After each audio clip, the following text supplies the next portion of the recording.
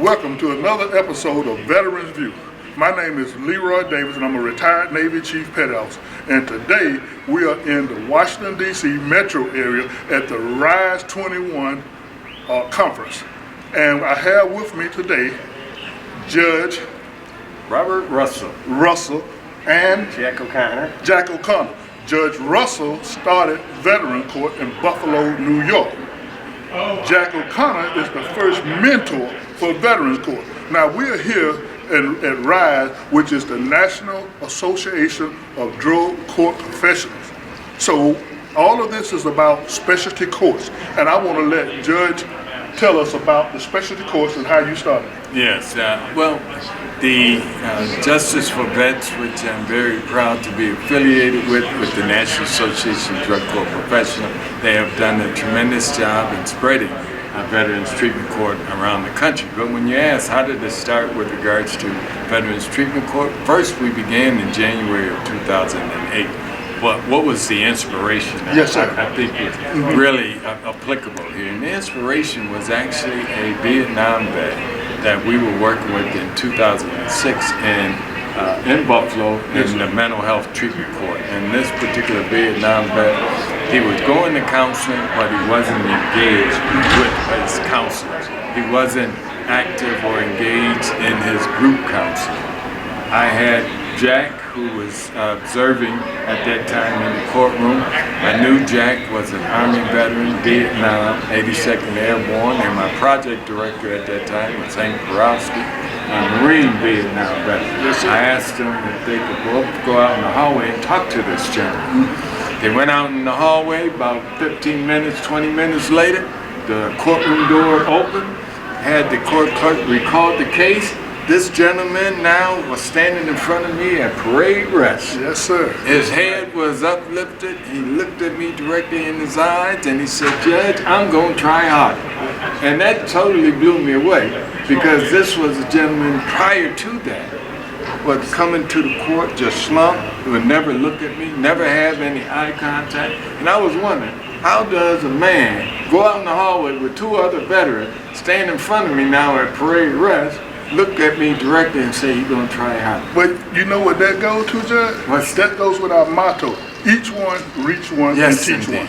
Yes, I like that. yes. And with that motto and with that inspiration, we then began to, about a year, exploring in what ways we could best support our veterans that we see coming through our justice system that are suffering from either substance or with regards to mental health, Yes, sir. or other invisible wounds of war.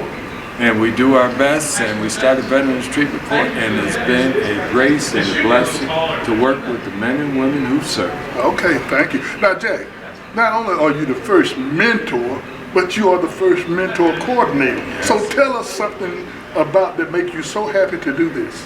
Well, it was amazing, the story the judge just told. All that man wanted was to talk to veterans. And Hank, who was with me, we found out that the organization he was going to, wasn't the VA, didn't have any veterans in his class. So Hank arranged for him to go to the VA hospital and get in a group with other Vietnam vets. And that was it. The man just really wanted to talk to vets. And I think, I looked at the judge, you could see the idea hit him. What happened? And I think that was the birth of Veterans Court. Okay, the birth of that. But what I want to do before we leave, Jack, I want you to tell us about your career, about your history. Because, see, I like the veterans to tell their story. Okay.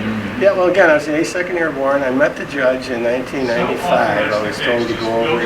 This judge was starting a drug court, and I was the director of Medicaid, so they wanted me there. I didn't want to go initially, because I seen the high costs that some of these folks are having with drugs. I learned very quickly what a great court it was. And then he started the mental health court, Judge Russell, in 2003. I was there. And when he started the Veterans Court, he asked me to put together a group of veterans like me and Hank. I don't know if we call ourselves mentors. We might call ourselves friends with the court. Okay. But just from what the judge said, everyone that come in would be given a mentor.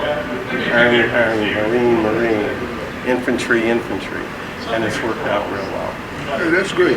In closing, Judge, would you like to have anything else to say to the people out across the country that will see this show? Sure. I just would like to say that I hope that those in the community that when you talked about reach one, teach one, empower someone, Yes, sir. that our veterans, some of our veterans are in need. Put it in your heart and spirit that the men and women who served us and served our country for the rights and freedoms that we enjoy, they need our help. And for those that do need our help, put it in your heart and in your spirit to reach out and see what you could do to support our veterans and to support the veterans community. Okay, and Jack, is in closing? Oh, I'd just like to say, any veterans that are watching this, whatever city you're in, if there's a veterans court, try to be a mentor. Call up the court, see if you can become involved. I'm sure they could use your services. Very much so. And there you heard it yourself from the judge and from Jack about Veterans Court.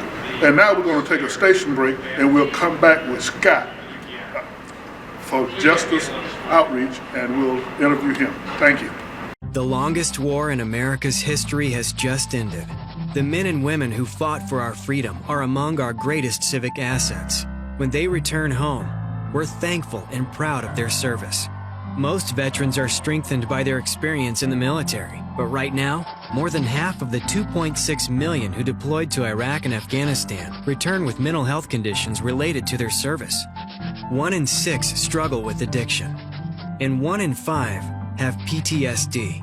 Left untreated, these issues make it difficult to adjust to life after they return and can lead to unemployment, homelessness, and arrest. There are 700,000 vets in the criminal justice system right now, many of them arrested for charges directly related to trauma, addiction, or mental illness. For a long time, our justice system relied on punishment to change behavior. This hasn't worked.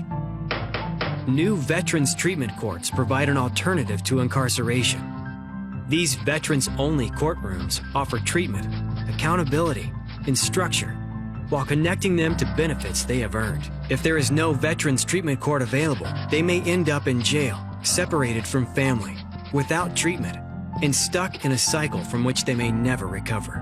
But in veterans treatment courts, they are surrounded by other veterans.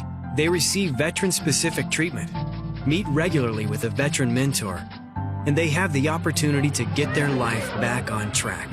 This year, 11,000 veterans who would otherwise be behind bars are receiving life-saving treatment. The average cost to keep someone in prison is over $22,000 a year. If the veterans who need help had gone to jail instead of treatment, the bill could have been $248 million. And those that go through the program are less likely to be rearrested. The country's first veterans treatment court has a 98% success rate. That's unprecedented in American criminal justice. Veterans treatment courts save lives, families, and futures. It returns vets to the life they fought to protect. You can help to put veterans treatment courts within reach of every veteran in need. Learn more and take action at takepart.com/returntheservice. Welcome back to the Veterans View Show, and I'm Leroy Davis, your host. And here with me in the second part of the show is Scott Taroki, I pronounced it right. Scott Taroki. Yes, sir. And Scott, tell us what your job is. So NADCP has 3 divisions, and within the NADCP divisions is Justice for Vets. Justice for Vets was established in 2010, and you just spoke to Judge Russell, I believe, Yes. and Jack O'Connor. Jack O'Connor. So in 2010, Justice for Vets actually formed because we wanted to bring structure to all these veterans treatment programs across the country. And that's what we do. We provide foundational trainings, we provide operational tune-ups, we call them, or refresher trainings, and of course we provide, which I really enjoy doing, our mentor boot camp trainings and our mentor coordinator trainings. Right. And we take it all across the country. All across the country. Yes, sir. And you had mentioned earlier, how many veterans court do we have now? Okay, so Judge Russell, in 2013, just thinking, now he was in 2008, but I have some numbers from 2013. In 2013, we had about 40, if that. Today, we are approaching close to 500 across the country. And you know, I have the Russell County Veterans Court that I work with, and we started in 2015. Oh wow! So we've been at it. chicken at it for a long time. Now, before I go any further, I want to know about your military history, because I like for veterans to tell their story. Sure. So kind of uneventful, I'll be honest with you. That's fine. I was in the National Guard in the state of Rhode Island for 20 years. And somewhere around the 16-year mark, I was kind of looking around thinking, what am I doing? And unfortunately, 9/11 came around and they were looking for volunteers. So I volunteered to go to Afghanistan. This was back in 2000. I actually physically went in 2003 and 2004. So I was there for a year, and I came back home to my civilian job, etc. My civilian job was actually working at the time in a prison. I was a prison social worker. So I knew everything. I knew the mental health issues that some returning veterans had. And of course, I didn't have any of those, at least I convinced myself of that. Right. But I found out I did have some issues. Right. I did find myself having some difficulty. And there go I, but the grace of God. Right. I was fortunate enough to go to a vet center. Okay. And now this is again, I'm a mental health counselor by trade, but I recognize the importance of the vet centers because I needed somebody to help me. I couldn't help myself. And knowing the vet center and how it works. Now, are you married? Yes, I am. And did you utilize the treatment for the family as a whole, or they didn't need it? Well, sir, at that time I wasn't sure exactly if they had that ability. At least the one that I was going with. And honestly, I didn't think of the family. Okay. I thought I was the problem. I was the one that needed to fix it. Okay. Tell us how you ended up with Justice for Vets. Sure. So again, working through that, still staying in the prison system, I of course started getting interested more in my fellow brothers and sisters, and I was in a position where I was tracking the veterans that were coming into the system. And of course, being a clinician, I was also looking for substance use issues or mental health related issues. One thing led to another. My boss said, you don't belong here, you belong at the front end of the system, which is in the judiciary. There was a job coincidentally coming up in the judiciary, and they were going to be starting a brand new Veterans Treatment Court program in the state of Rhode Island. I applied for the job. And at first, while they were doing it, I was actually in a role of a mentor myself because they were trying to figure it out. Right. And then a coordinator, and then the actual position itself became open, and I was there for that. So a little convoluted, but it all worked out. So there I am in that system, and the national system. I come to the conference. I talk to a few people here at the conference. They're a little interested and asked me to be a consultant for them. So I get a part-time job consulting here and there. Other veterans treatment courts. I go out to Buffalo, New York to talk to Jack O'Connor and Judge Russell. And sure enough, a full-time position became open. I applied for it and received it. So I've been with them for about 3 years now. And the reason I ask you, because I do a lot of volunteer and a lot of veterans, and I noticed that when we help each other, we get more involved. Yes, sir. And it's really, I think it's fun. Being able to help veterans, being able to do for others. So I just want to thank you for your service and for what you do, and thank you for letting us interview you and telling us about the Justice for Veterans. Sir, thank you for what you do, and thank you for bringing this message forward. This story needs to continue. And we're going to continue to carry it on, and we'll see you at Rise 22 in Tennessee next year. Thank you. Will, sir. God bless. God bless you.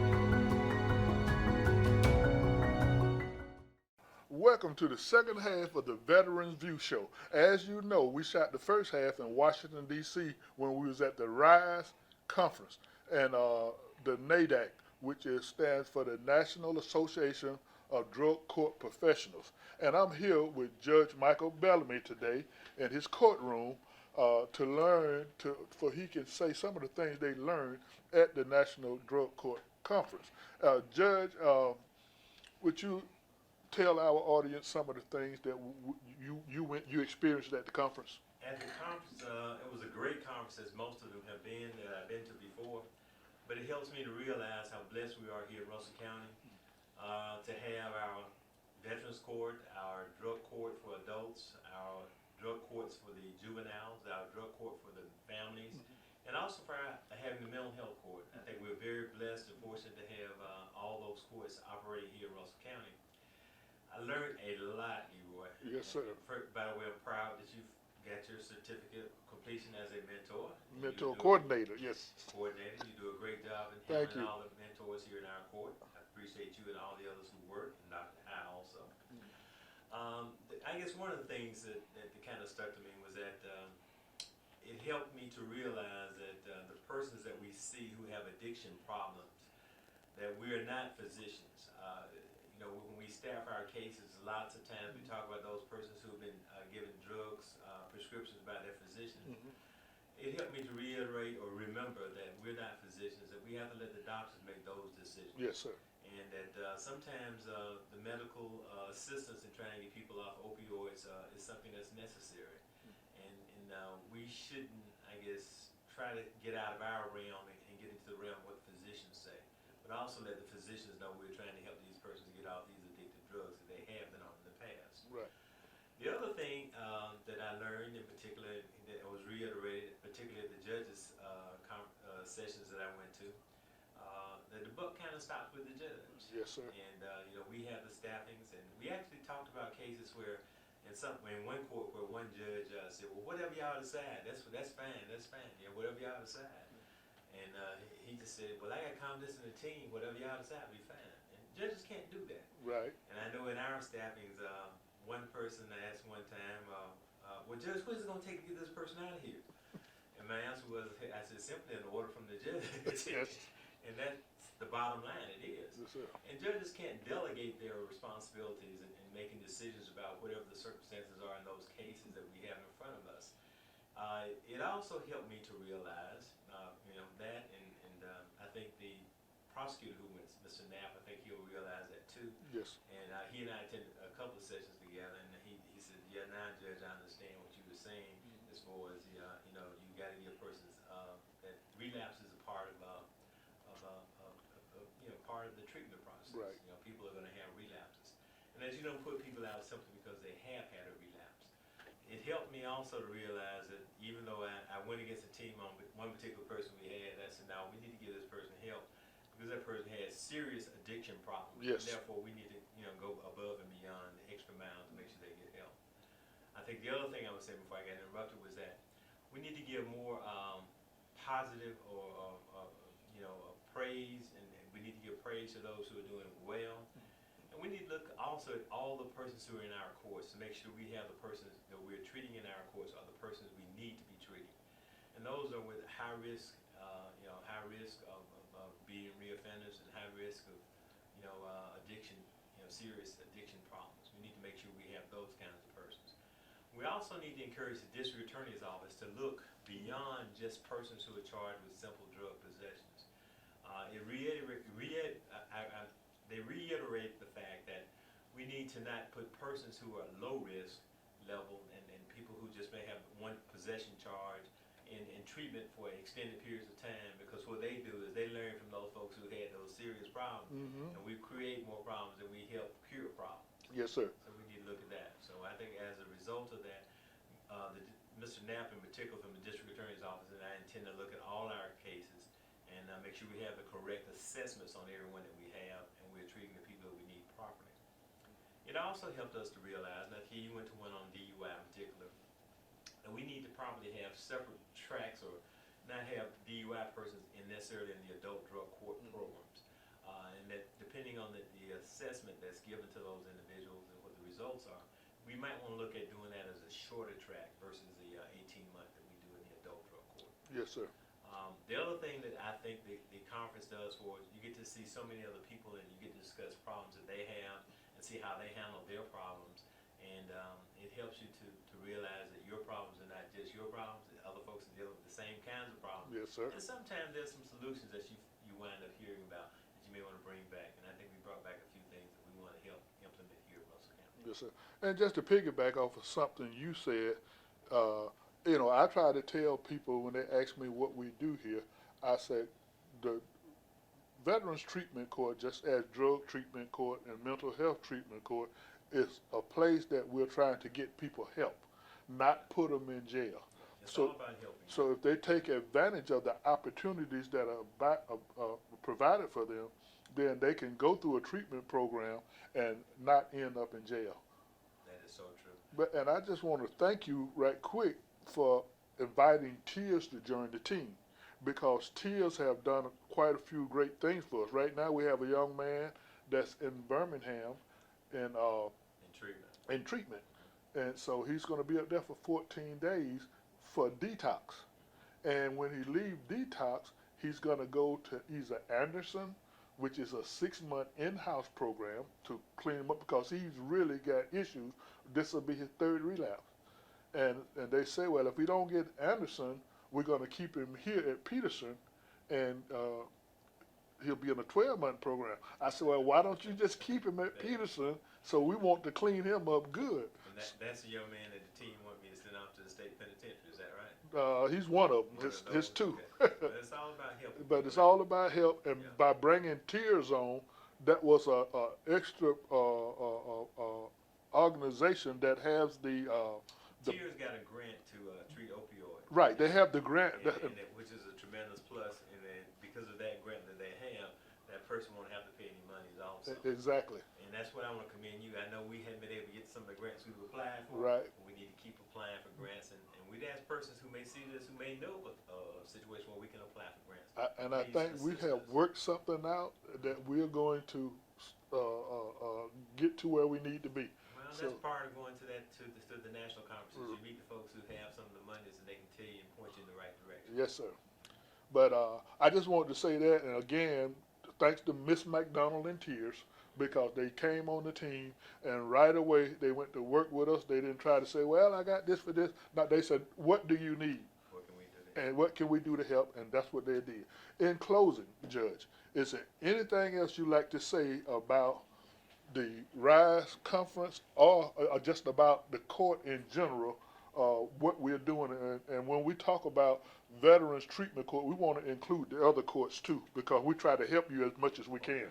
Well, as a matter of fact, I commend you, and again, thank you all and the mentors. We've had mentors who've actually said, well, Judge, I know that person in mental health court needs a little help. Can I help mentor them? That's a definite positive. So Yes, sir. I want to say that. I want to thank all the team, not just Tears, but you and all the other people who come. We have East Alabama Mental Health, who's been showing up lately, the Sheriff's Department, the City of Phoenix City Police Department, the prosecutors, the defense team. I think we have a great team. One thing I would ask our community, we need to give some little positive incentives, when people are doing well. Yes, sir. We know what to do as far as the sanctions, but we need some things to give to people that are positive. Right. In the past, I know in particular for the young people, the gentleman over the Whitewater Rapids gave us some tickets, free rides for some young people who were doing well. We need our community partners and businesses to assist us in giving some things that we can give to the persons who are doing well. Maybe reach out to Walmart and some other stores and Yes, give sir. some gift certificates. In the past, we've given burgers from some of the hamburger places. Yes, sir. But those are little positive things we can do, and we need to do more giving away positives than we do sanctions. And that's one of the Incentives. things that I'm going to be on top of, making sure that happens. All right, I'm gonna hope the whole team does that, and then people who see this, anything they feel that we can give to commend those who are doing well, and let them know we appreciate them doing well in the programs. That's a tremendous plus. That's one of the things that I brought back from the conference, and we have definitely got to work on. And I just want to say this one thing is, especially our war fighters, they have fought and they have seen things and been through things that others have not. And when they come back home and they get put on these pills or barbiturate to take the pain away, and all of a sudden you take it away from them, then they have to look elsewhere. So self-medicate. So we definitely want the help from our community, our businesses, to give us some support, to support these veterans and their families, as well as the entire court. Which leads me to say this too. I forgot to say thank you to the City of Phoenix City. They've given us a grant in the past. The City of Phoenix City, Russell County Commission is also assisting. In the state of Alabama, we could not function without the support that we receive from Yes, those sir. entities. We'd like to thank them for their support and ask them to continue to support these efforts too. And I also encourage persons who may not be in the judicial system. If they need assistance and help, we know where to point them to. Yes, sir. Whether it's the veterans who's out there who may not have a legal issue, if he's still got an addiction problem, tell them to contact us and we can point them in the right direction. Yes, sir. Right. And you can see the number at the bottom of the screen, which to contact me, 706-718-4440, and we will point you in the right direction. We have a whole team of experts, and I think we're doing a great job. I commend you and I think you are too. Here we are. We're coming back to talk some more, and we have with us the Assistant District Attorney, Mr. Stephen Knapp. And we're going to be talking again about the RISE conference in Washington, D.C., and what we took from it, what we learned. And we would love to hear, Mr. Knapp, what did you learn that especially that's going to help our veterans, our civilians in drug court, and our mental health court. So would you please tell us some of the experience you learned? Yes, sir. First of all, it was a great privilege to be able to go. I want to thank Tommy Powell and Judge Bellamy and everybody involved with Veterans Court and all the special courts for the privilege of being able to go to this conference and learn a lot of stuff. There was a lot of information. We went to a lot of sessions taught by a lot of very well educated people, very knowledgeable people who knew a lot that I did not know, and were able to communicate it really well. Practically, as far as what applies to our program, one thing comes to mind, and it has to do with the way we handle DUIs. Okay. I know it's an issue that veterans deal with as well as just everybody else, is that DUIs happen. Normally somebody gets a DUI, if they just plead guilty, the first time they don't get jail time, second time they get some, third time they get a lot more, and the fourth time it's a felony. Every time after that it's a felony. And it can cost a lot of money and a lot of problems, and a lot of times a DUI is a sign of a deeper issue that somebody's struggling with, whether it's problems in the house or dealing with mental issues or reintegrating into society, or sometimes just an alcohol problem. And DUI is the tip of the iceberg that you see, that you deal with. And the way we've been treating DUIs is like we've been treating regular drugs. Somebody goes to a treatment program, they're monitored, they're drug tested, they go through the program like anything else, and then they graduate at the end of the program. One of the things that we learned in the program in DC at the RISE conference was that people, veterans included, who have a DUI can really benefit from specialized treatment. Yes, sir. That there's tracks we can do. Right now, everybody comes in the drug courts on the same track. They all do the same thing because the things they do work. It's an evidence-based program. One thing I found is a lot of stuff that we do in our program is the right thing. We're doing a lot of things the right way, and I think Judge and Tom Powell are setting things up in a way that we're on the right track. But this is kind of some new stuff that's come forward where when people come in for DUIs, we can set them on a specialized track that more addresses the issues, because the issues with alcohol are different than the issues with marijuana or meth or even anger management type issues, partially because alcohol is legal, Right. So you're dealing with a separate set. You're dealing with community pressures sometimes to drink, family pressures to drink. The fact that you're thinking it's okay, and so the alcohol treatment you need for a DUI is a little bit different. And so over the next month or so, we're going to be focusing on coming up with a specific track for people with those with issues with DUI and alcohol to better address those issues to keep that from reoccurring. And we're talking about first-time offenders. First-time offenders or multiple offenders. Because people come into drug court a lot of times. First time somebody gets a DUI, they may go through our diversion program, a lower-level offense. It's 6 months, they're in and out. Some of the people who come into this court are first-time offenders, and some of them are repeat offenders. And one of the reasons a lot of times they're repeat offenders, though, is because the first time they went through, they didn't get that specialized treatment. Right. They were just put through the system, and they may have taken some classes or done something, but they weren't, the root of the issue, the root of the problem that's causing this to happen wasn't really addressed. Right. One of the things I tell my mentors when we're dealing with our mentees is that everybody don't deserve to go to jail. It's underlying issues like you said, and you have to think about I'm sure the deputies and the police officers think about, are we taking food off the table? Is this the only source of income? Are you a repeat offender? Maybe we need to work with you and take you home or do something before we arrest you. But I thank you for that. But on other cases, what about the mental health side? Because mental health is involved in all three of these specialty courts, whether you're a veteran or just in drug court or mental health court. It's some form of effect. Can you elaborate on that a little for me? Yes, so mental health aspect comes in two forms. One are people with pre-existing mental health conditions, where you have somebody who's struggling with drugs, and the reason they're struggling with drugs is because they're compensating for the fact that they have a mental issue that's treatable, but they can't afford medication, they've never been diagnosed with it, they don't know they have it, or there's social shame in admitting they have it, and they wind up self-medicating with drugs. One of the things that we've already tried to do, and they reiterated at the RISE program how important that is that when somebody comes in on especially a drug-related charge, that you don't just treat them like a cog in a system, even a cog in drug court. That when they come in, you talk to them, you take time to get to know them, to figure out why they're doing this. And if that reason is a mental health, is a background reason for that, our mental health court that was started by Judge Bellamy here is a huge resource in helping to identify the underlying issues, to get those people a mental evaluation if they need it, to get them the medication that they need and the help they need to address that underlying issue. Well, thank you. Being that you've been here in Russell County, how long now? I've lived in Russell County for about 10 years, and I've been working at the DA's office for a little over 3 years. Okay, so good. We got some things coming up here in the future. I look to see you elevating and doing a lot more.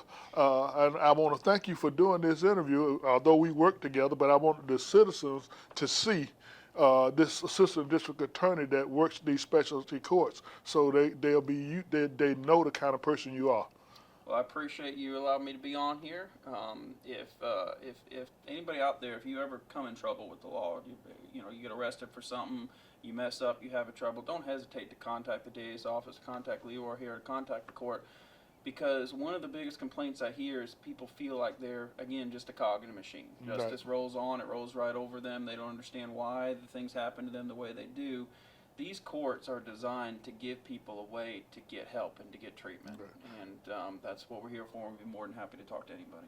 And you heard it for the second time. You heard Judge Bellamy say it earlier, and now you're hearing Stephen say that, hey, we will talk to you, we will listen to you. Don't be afraid to come and speak with your elected representatives. Okay? Thank you again for coming. My and pleasure. we appreciate it. And I'll see you in the courtroom. Sounds like a plan. Welcome to the final episode of the RISE 2021 episode with our Veteran View show here. Today we're with Judge Collins here in the Russell County Judicial Building.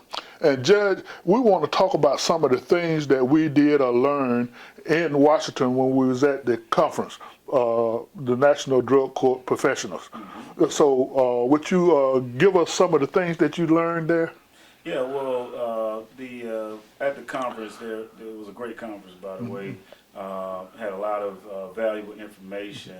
I'm the family drug court judge here, so most of the information tracks that I took dealt with treatment courts and family drug courts, and predominantly what I learned dealt with the collection of specimens and how important it is to make sure we're getting the correct specimens and providing the right tests to be able to determine what drugs our clients are using and how often they're using them.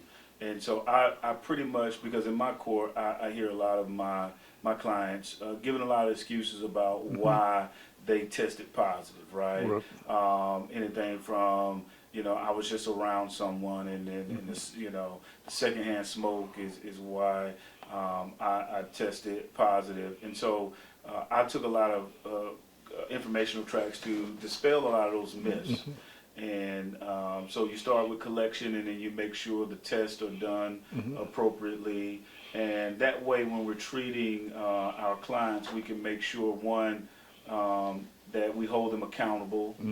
So when they come in with different reasons and excuses for testing positive, we know right off top that that's not accurate information. That's not, good reasons for them testing, and so we can better treat them, right? We can let them know that the real way that they are testing positive is based on use, and so when we do that, they become self-accountable. They know that we're not, just going to fall for what they're telling us. Yes. And so I took a lot of the classes that I took dealt with testing, collection, and interpretation of drug test results.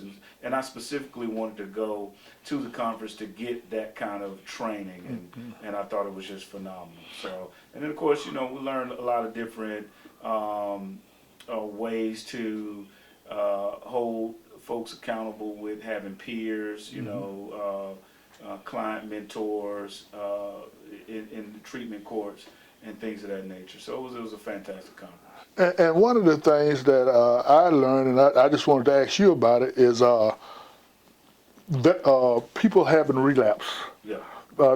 Did y'all discuss that much? Oh yeah. I mean, relapse is a part of recovery. I mean, believe it or not. And so, I took a couple of tracks dealing with, the compassionate judge, right? And being able to understand that folks are going to come into drug court. It's not going to be a one-day fix-all type situation. Right. That they're going to do well and then they're going to possibly relapse. And just being able to have that compassion when that happens, instead of, immediately sanctioning them and putting them in jail for that, you try to stair-step and build up the sanctions. And also not just sanctions, but give them rewards when they do well. Right. So when they relapse, there's a stair-step approach to sanctions. But when they do well, you also want to incentivize them to continue to do tracking. You just want to build that momentum so that they can continue to do well. So you have more positives than you do negatives and relapses. So, yes. Okay, well, thank you for that, because I know, I'm the mentor coordinator for Veterans Court, and we do have quite a few that sometimes that have a relapse. Yeah. And like you say, sanctions are good at certain points, but the ones who do good and just follow and do everything they're supposed to do, we need to give them some rewards too. Yeah. Because if all they see is negative stuff, then they're going to tell other people about it. Ain't no sense in going there because it's not going to do anything. That's right. Is there anything else you'd like to add, tell us about family court and some of the things that you are implementing now? Yeah, well, I mean, I think with our family drug court, we've had a lot of success since I've taken over the family drug court. When I came on, we had one point, I think we had about 66 to 70 clients, and I've been the family drug court judge for, I think, 3 years, maybe 4 years, and that number has substantially declined. Now, the drug use in Russell County, in particular methamphetamines, has not declined. Obviously, it's going up, but we've developed what I believe is a compassionate approach, Right. but also a tough, firm approach. We're very firm with our clients, letting them know what the expectations are, but also very supportive of their recovery.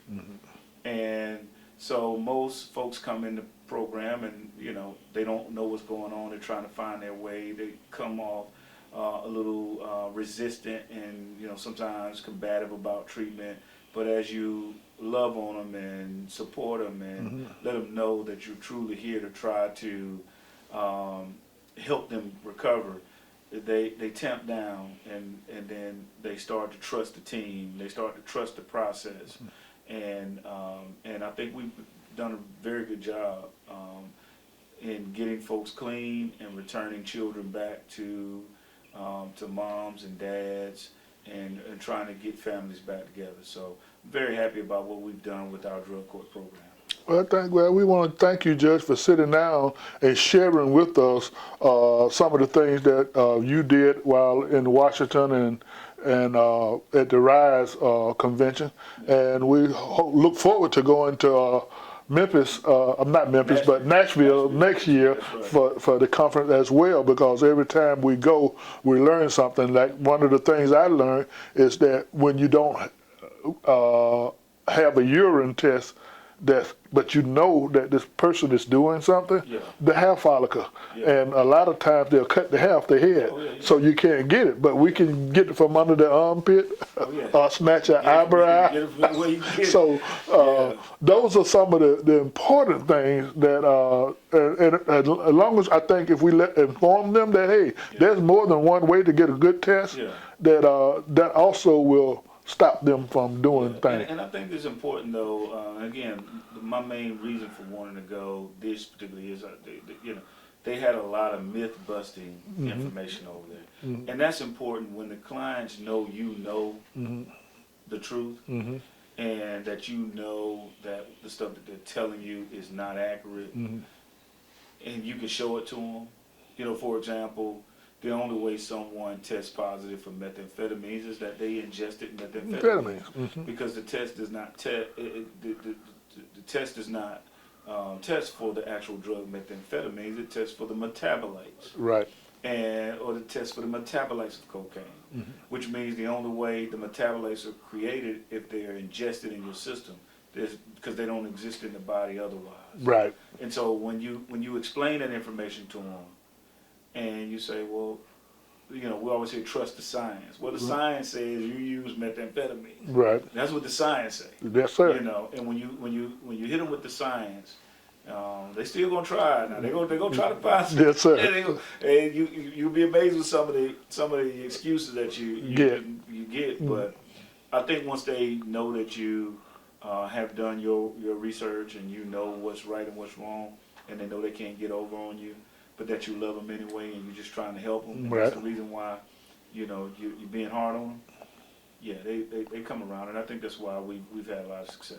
Well, and we have, and I think another part that our audience need to understand while they watch is that we need the family to be supportive. Yeah. If you have a person that's trying to clean themselves up, but the family is not supportive, it's going to hinder them a little bit. That's right. Would you agree with that? Oh, absolutely. Yeah, family is because the family can either be supportive or they can be part of the problem. Right. And so and the key thing is trying to get the clients to separate from the ones that's continuing to further them down the road. Right. The boyfriend or the girlfriend, the mama or the daddy that's enabling them. The enabler.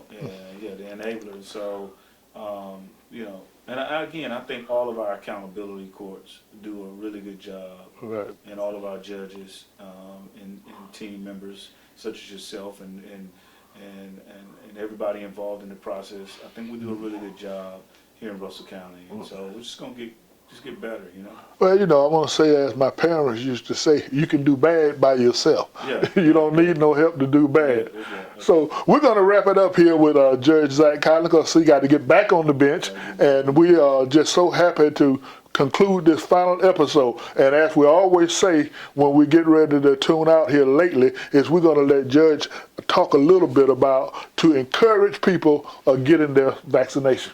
Oh, well, yeah. Just this morning, I got a call from my son. His uncle passed away just this morning from COVID. Sorry to hear that. Unvaccinated, and it is very, very important that folks get their vaccinations. I often tell folks that we get car insurance because we may need it, right? It costs us some money, and that's the pain. It puts a dent in our wallet, right? We don't know whether or not we're gonna need that insurance or not, but when we get hit or when we hit somebody, we're glad we got it. And that's what the vaccine is insurance. Doesn't mean that you can't get COVID, right? But it means that if you do get COVID, you got that extra layer of insurance that is going to help you you know, not get as sick, hopefully. And of course, certainly there's still some cases where that happens, but get the vaccine. I liken it to being unvaccinated to playing Russian roulette. You know, get the vaccine. All right. Thank y'all so much. All right. Thank you, Judge. And we'll see you the next time on Veterans View.